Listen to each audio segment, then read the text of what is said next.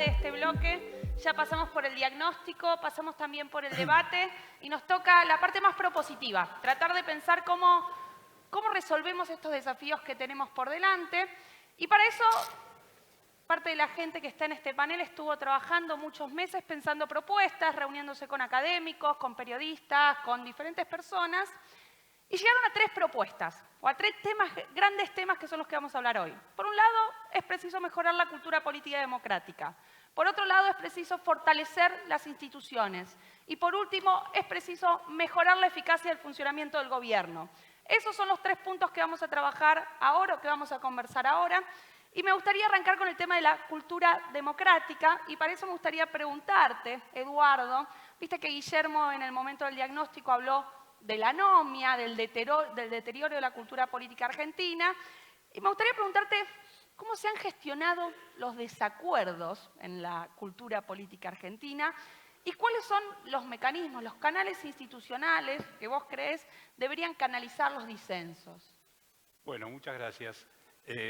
Me pareció interesante que salieron ya como 2 posiciones encontradas sobre la idea del gran acuerdo nacional, ¿no? Hay una especie de anhelo de unidad muy lógico y muy entendible. Todos aspiramos a la armonía más que al conflicto y a la pelea, pero por otro lado hubo opiniones con las cuales yo tiendo a estar de acuerdo, que expresaban cierto escepticismo sobre la posibilidad de ese gran acuerdo nacional que cubra a todos. Entonces me gustaría concentrarme unos minutos en un punto de acuerdo que creo es más realista, que es el acuerdo en torno a cómo expresamos y procesamos nuestros desacuerdos, nuestros conflictos, nuestras peleas.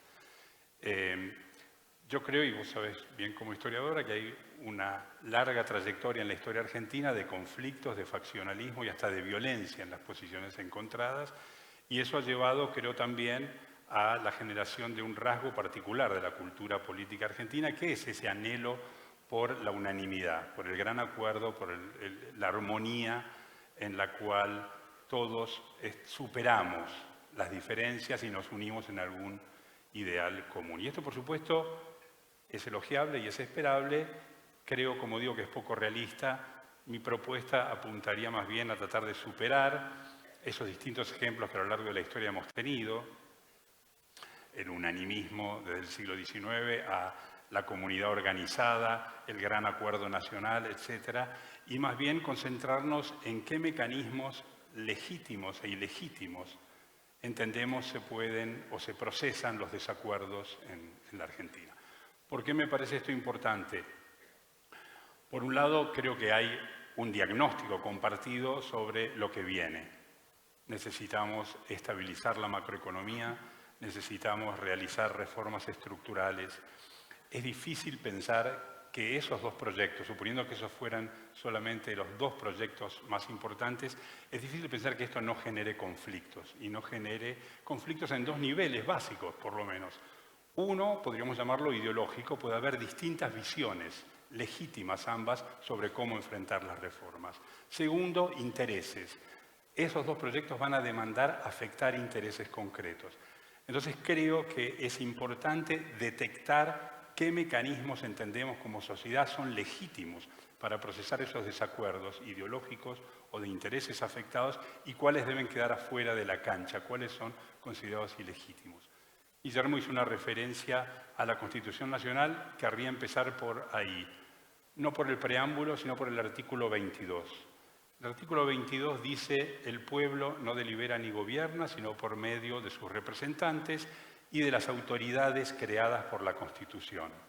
Toda fuerza armada o reunión de personas que se atribuya los derechos del pueblo y peticione en su nombre comete el delito de sedición.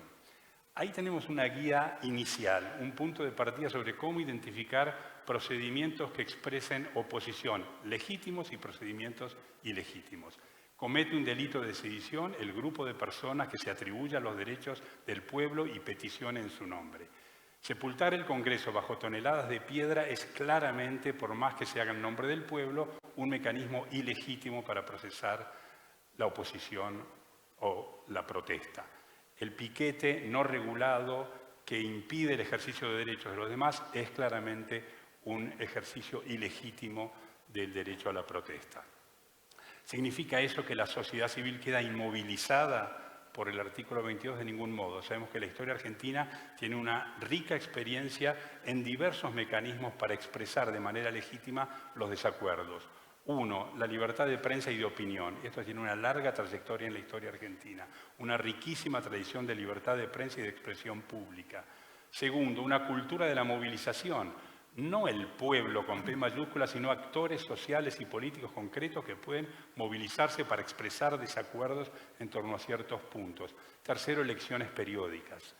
Estos son obligaciones, en cierto modo, que el artículo 22 le genera a la sociedad civil. El artículo 22 genera también obligaciones para los gobernantes. Las autoridades creadas por la Constitución y los representantes del pueblo deben asumir esa responsabilidad de ejercer la autoridad y deben hoy, dado el contexto que enfrentamos, reconstruir la credibilidad en la política. El panel anterior sugirió muy bien la necesidad de reconstruir la autoridad moral de los políticos para que los gobernados vuelvan a creer en ellos. Y segundo, creo yo, tenemos que además desarrollar un debate profundo sobre el perfeccionamiento de los mecanismos de representación. ¿Qué sistemas electorales queremos? ¿Está la representación de las distintas provincias como queremos que esté? Hay ahí un debate profundo para perfeccionar eso. Termino con dos referencias académicas, si querés. La primera es de un politólogo y filósofo político muy conocido, John Elster. Tiene un libro que se llama Ulises y las sirenas. Todos conocemos el pasaje de la Odisea en el cual Ulises tapa con cera los oídos de sus marinos y se hace atar a un mástil para no torcer el rumbo del barco, encantado por los cantos de sirenas. Los conflictos, las demandas sectoriales son cantos de sirenas. El mástil al cual nos atamos como la sociedad es la Constitución Nacional. Tenemos que atarnos al mástil de la Constitución Nacional para evitar naufragar guiados por los cantos de sirenas. La otra referencia es Argentina.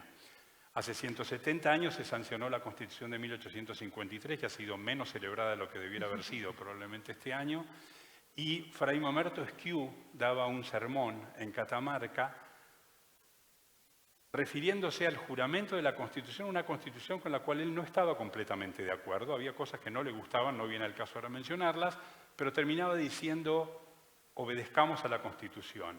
Sin sumisión no hay ley. Sin leyes no hay libertad, hay anarquía y desorden. Ese mensaje de 170 años atrás sigue siendo legítimo, como bien nos recordó Guillermo hace un rato, creo yo. Muchas gracias, Eduardo.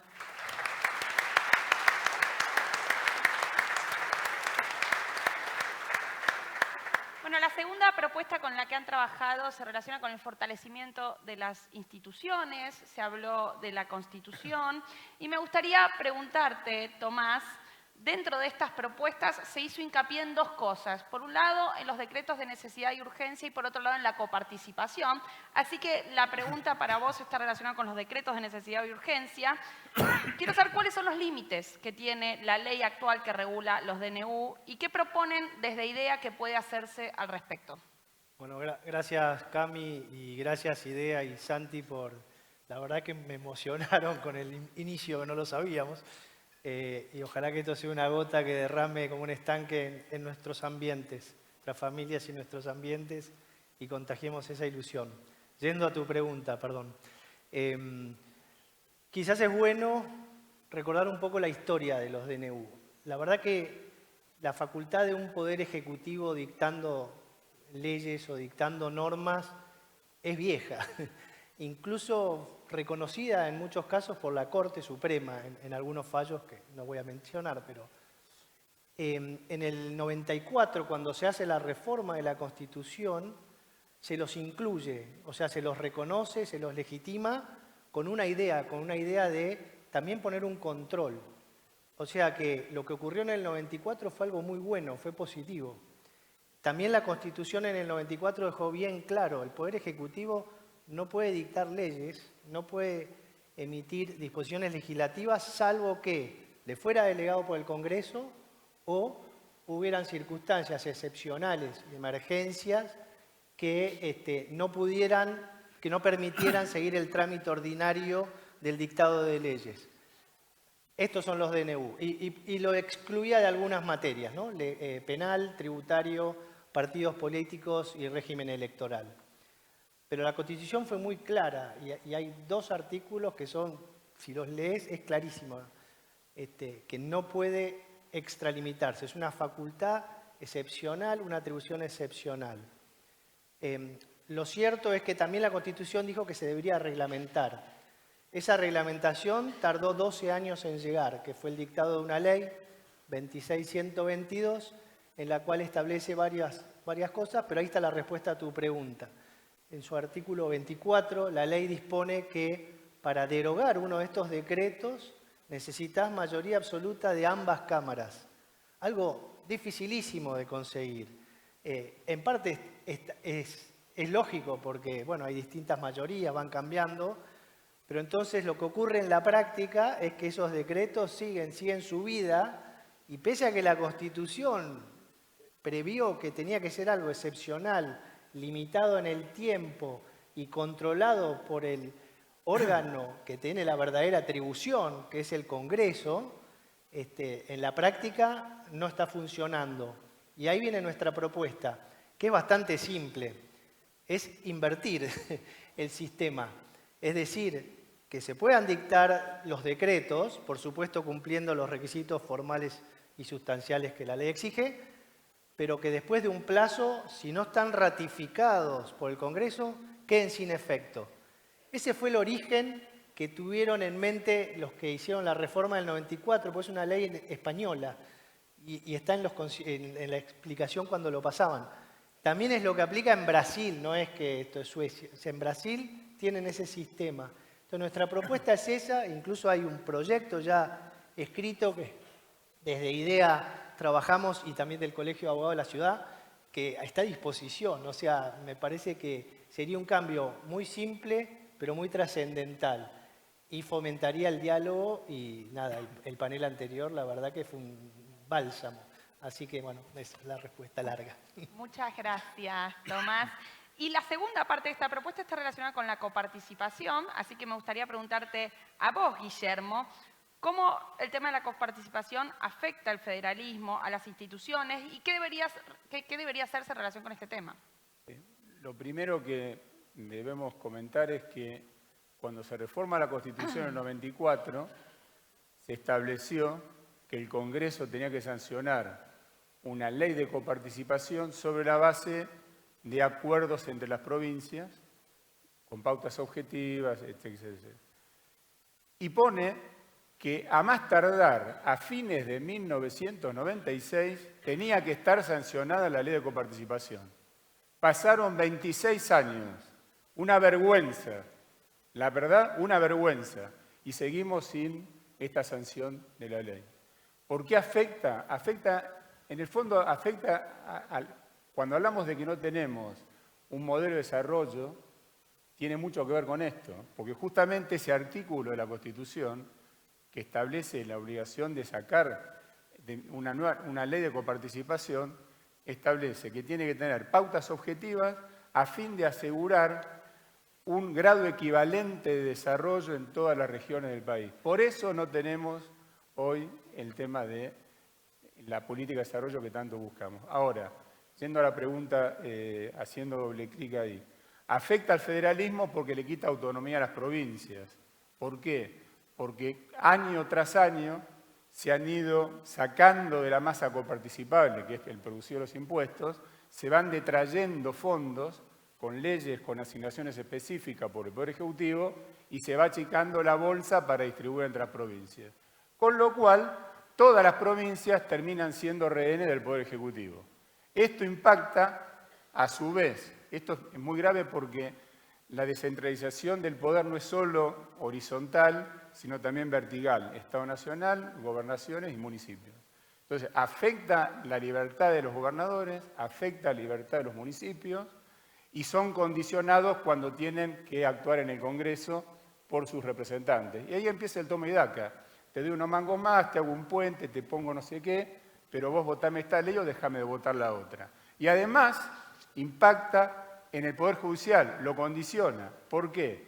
Porque el Congreso, tanto los legisladores, senadores como diputados, participan en el Consejo de la Magistratura a la hora de elegir las ternas para que el Poder Ejecutivo decida quién va a ser juez. Y en paralelo, los senadores tienen un doble un doble control, porque en el Senado dan después el acuerdo al pliego que manda el Poder Ejecutivo. Con lo cual, y además, el Consejo de Magistratura puede sancionar a los jueces, iniciar juicio político y también el Congreso. ¿Cómo terminamos? Que también los jueces, cada vez que van a hacer algo, están mirando si afectan a algún gobernador o algún municipio, porque la consecuencia es o que no le nombran los jueces, o le ponen una sanción, o inician un juicio político como el vergonzoso juicio político de acoso que están sufriendo hoy. Muchísimas gracias, Guillermo. Pasamos a la...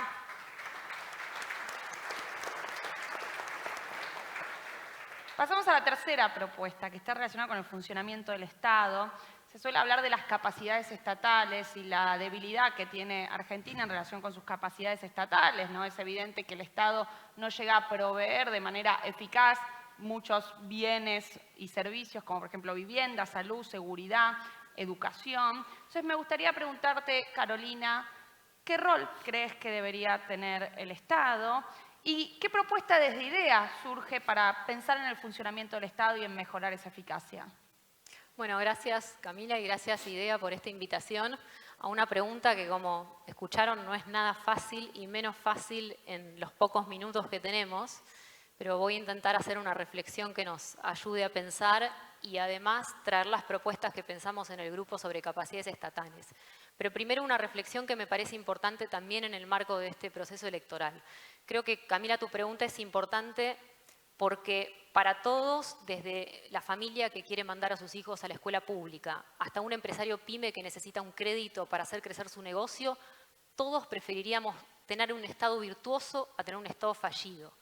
Y gran parte del problema de estos 40 años de democracia es que no hemos sabido construir ese Estado virtuoso que va más allá solamente de las cuestiones de seguridad, de salud, de justicia, de educación. Entonces, y lo escuchamos a Santiago más temprano hablar de proyecto de país, fue el primero que lo trajo al coloquio, pero también lo mencionaron los jóvenes y también lo mencionó Guillermo, y yo lo voy a volver a traer porque creo que dos de los roles fundamentales del Estado y que son condición necesaria, básica, fundamental para que después el Estado pueda proveernos de esos servicios y bienes públicos que necesitamos, es su rol como garante de una estabilidad macroeconómica y ordenada a lo largo del tiempo. Y no me voy a detener acá porque además el coloquio tiene paneles específicos sobre este tema. Hoy mismo vamos a hablar de inflación y el viernes hay un panel sobre gasto público. Y después está la cuestión del Estado como orientador general de un proyecto de país. Y ahí creo que hemos tenido una falencia en estos 40 años de democracia, insisto, ya lo dijimos. Si uno mira para atrás en la historia, y tenemos gente que sabe de historia mucho más que yo, vemos que en nuestra historia hemos tenido momentos en donde la Argentina pudo alinear un proyecto de desarrollo en línea con lo que el mundo le permitía o podía más o menos, digamos, elucubrar. Lo hemos tenido en el modelo agroexportador, creo yo, lo hemos tenido también en el momento de sustitución de importaciones. No hago una valoración de estos dos modelos. Con sus luces y sus sombras, lo que quiero remarcar es que tuvimos momentos en donde había una definición de proyecto y ese proyecto de alguna manera estaba enmarcado en el mundo que le tocaba vivir. Y creo que en estos 40 años de democracia una de las falencias es que no hemos logrado adaptarnos al mundo que nos toca, que es el siglo XXI, que ha cambiado diametralmente respecto de nuestro último proyecto, si se quiere, definitorio de sustitución de importaciones, es otro mundo y eso es algo que nos queda pendiente. Los escuchábamos a los jóvenes también mencionarlo, ¿no? Todavía sin, creo yo, una idea clara de hacia dónde va. Y acá tampoco me voy a detener mucho porque no hay muchos minutos, pero sí dejar una reflexión. Me parece que en los debates, en los acuerdos, en los disensos que podamos resolver sobre este tema, que va a ser vital, creo que tenemos que terminar con una falsa antinomia que en la Argentina existe, en algunos sectores en particular, entre Estado y mercado. En la definición de proyecto de país tenemos que empezar a valorar al Estado y al mercado en sus roles complementarios, porque los tiene. Porque en todos los países que nosotros admiramos por sus niveles de desarrollo más elevados a los nuestros, el Estado tiene un rol. Tiene un rol en crear las ventajas competitivas para que el sector privado pueda generar riqueza y pueda insertarse internacionalmente. Y de hecho nosotros tenemos un desafío para hacer crecer nuestras exportaciones. Tampoco me voy a meter ahí porque este coloquio también va a abordar esa temática. Pero sí quiero decir que es un desafío de incremento de exportaciones que no va solo a recursos naturales. Nosotros tenemos que lograr aumentar la capacidad exportable en todos los sectores, desde una pyme agroindustrial en Córdoba hasta una empresa de software en Mendoza o una metalúrgica neuquina, porque tenemos esa potencialidad y no la podemos dejar de alguna manera desaprovechada. Y por otro lado, antes de pasar a las capacidades estatales, es importante entender también en la definición de país que macroeconomía estable y proyecto de país se retroalimentan. Quienes también tienen una obsesión, yo creo que hoy tenemos que tener una obsesión por una macroeconomía estable, si solo miramos la consistencia macro desacoplada de un proyecto de país, tarde o temprano vamos a tener problemas con la macro. Porque la macro es necesaria para desarrollarse, pero la definición de un proyecto de país es necesario para que la macro sea sustentable en el largo plazo. Entonces, van una de la mano de la otra. Y finalmente, yendo a la literalidad de tu pregunta sobre las capacidades estatales, en este grupo nos reunimos con muchas personas, fue muy rica la conversación y trajimos algunas cuestiones. La primera, y esto otra vez, imitando a otros países que han sido exitosos en su proceso de desarrollo, todos generaron las capacidades técnicas para poder implementar esos proyectos de desarrollo. Entonces nosotros necesitamos crear una burocracia meritocrática, estatal, a nivel nacional, pero también subnacional, evitando la discrecionalidad de la política. A mí me ha pasado como subsecretaria PYME, me he encontrado con directores nacionales súper formados, súper capaces, y sus puestos dependían de la discrecionalidad de la política. Eso no nos puede pasar a ningún nivel. Necesitamos mejorar la calidad del gasto público, y para eso necesitamos empezar a gestionar con datos y con indicadores y haciendo una verdadera evaluación de impacto de qué es lo que estamos gastando. Cada transferencia de recursos del Estado, ya sea para un gasto social o para política industrial, tiene que ser medida en base al resultado. Y si no funciona, hay que cambiarlo. Entonces, me parece que por ahí también se puede mejorar muchísimo. Y finalmente, evitar también la multiplicidad de ventanillas. Lo conocemos bien. Hay múltiples organismos que atienden la misma cuestión. Si definimos una estrategia de país, esa descoordinación va a ser el talón de Aquiles del proyecto de país. Pero no va a alcanzar con las capacidades técnicas y con esto cierro. Se necesita de las capacidades políticas para un proyecto de desarrollo. Con lo cual es complejo. No solamente tenemos que crear las capacidades técnicas para implementarlo, sino que además tenemos que alinear la política a este desafío. Y acá capaz, retomando el espíritu, si se quiere, de diálogo que Gastón nos mostró en el panel de jóvenes, si ese espíritu de diálogo no lo vemos en las altas esferas de la dirigencia, no solamente de la política partidaria, sino de la dirigencia en términos generales, va a ser muy difícil que encontremos los mecanismos que nos ayuden a resolver nuestros disensos, a encontrar una complementariedad entre mercado y Estado, a resolver a través de reformas estructurales lo que nos falta para encabezar un proceso de desarrollo.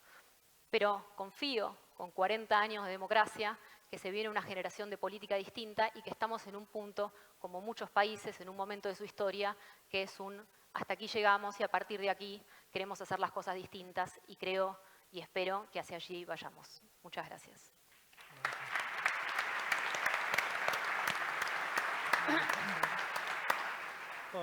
Yo lo que quería agregar, y un poco escuchándolos, es como que se puede resumir, lo que dije yo, Guillermo, es basta de atajos, pero todos basta de atajos. Lo que le pedimos a los políticos, también cada uno en su lugar, el atajo, la vivada, esa viveza criolla, es lo que nos está matando.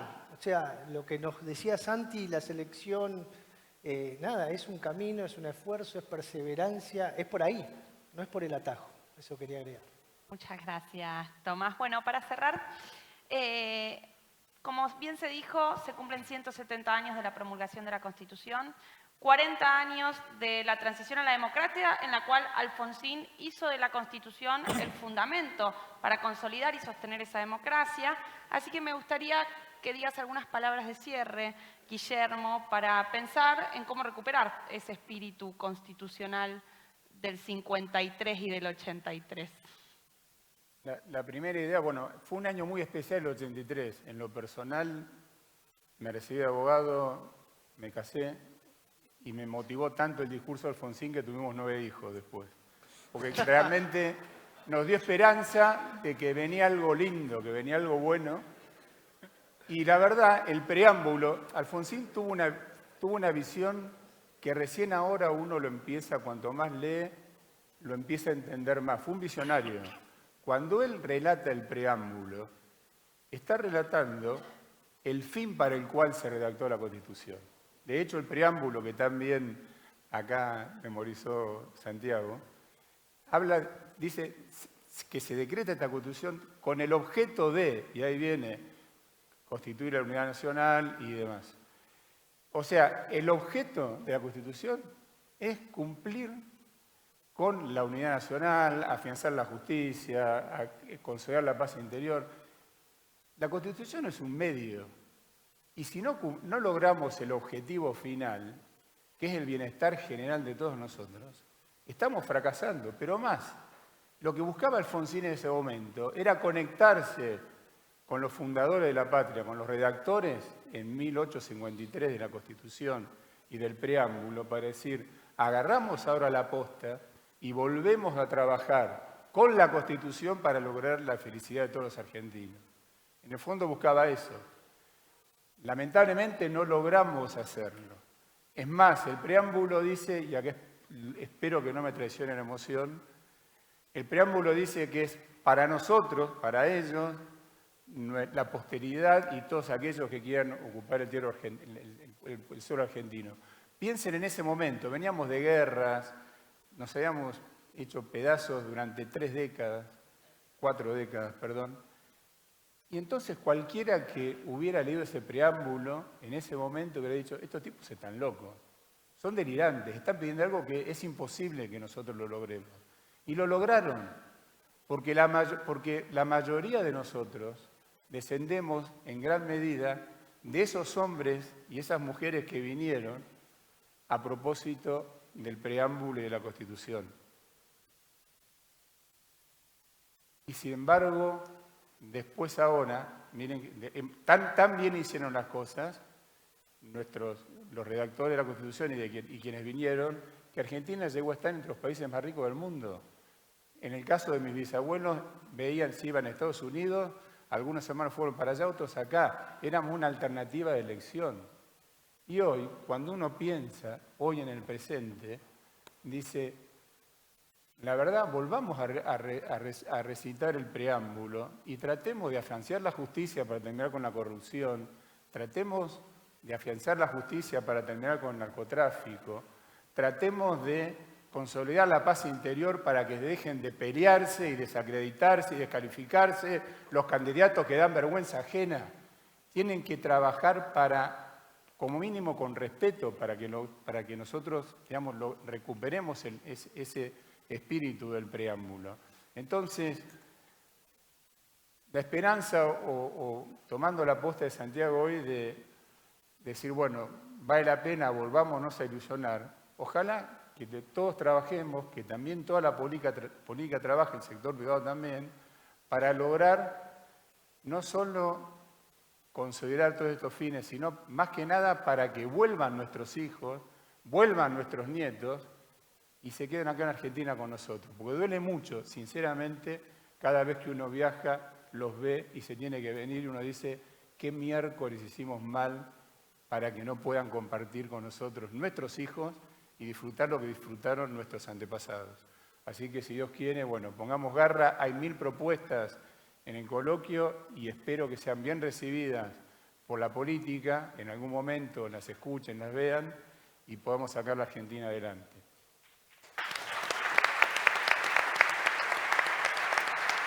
Muchas gracias.